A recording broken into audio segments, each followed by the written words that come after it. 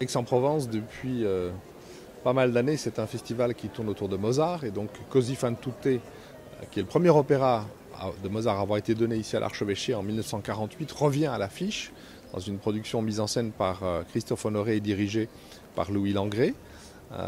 Mais nous avons également l'opéra baroque, ici même à l'Archevêché, avec une œuvre de Handel qui est absolument magique, qui est le Triomphe du temps et de la désillusion, qui sera dirigé par Emmanuel Haïm, mise en scène par Christophe Warlikowski. Et puis de l'autre côté de la ville, nous allons au Grand Théâtre de Provence pour Péléas et Mélisande, dirigé par Esa-Pekka Salonen et mise en scène par Katie Mitchell, qui est metteur en scène anglaise qui est en résidence au festival depuis 2012. Et puis un peu plus tard, c'est Peter Sellers qui va proposer, toujours avec Salonen, un double bill de Stravinsky qui sont d'une part Oedipus Rex et d'autre part la symphonie des psaumes. Et puis, cerise sur le gâteau, la création de cette année, puisque chaque année nous avons une création mondiale. C'est un opéra qui sera cette fois-ci chanté en arabe, parlé en français, qui s'appelle Kalila et Dimna, d'après un très ancien recueil de fables animalières.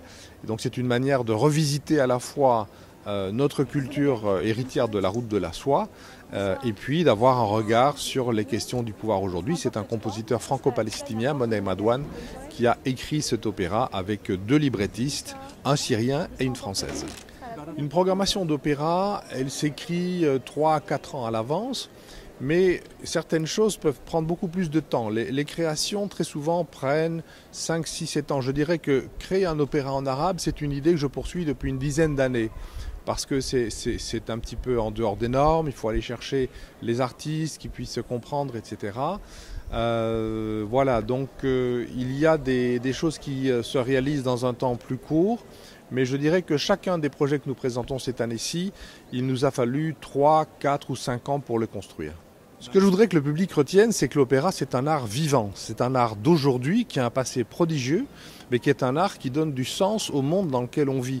Et ce que j'espère par-dessus tout, c'est que les productions que nous allons proposer au public, qui vont peut-être faire débat, qui vont rendre les gens passionnés, eh bien que les spectateurs en sortent avec le sentiment d'avoir été profondément enrichis, d'en avoir été peut-être bouleversés et d'en ressortir différents. C'est, me semble-t-il, la meilleure chose que l'on puisse espérer que l'opéra suscite auprès de ses spectateurs.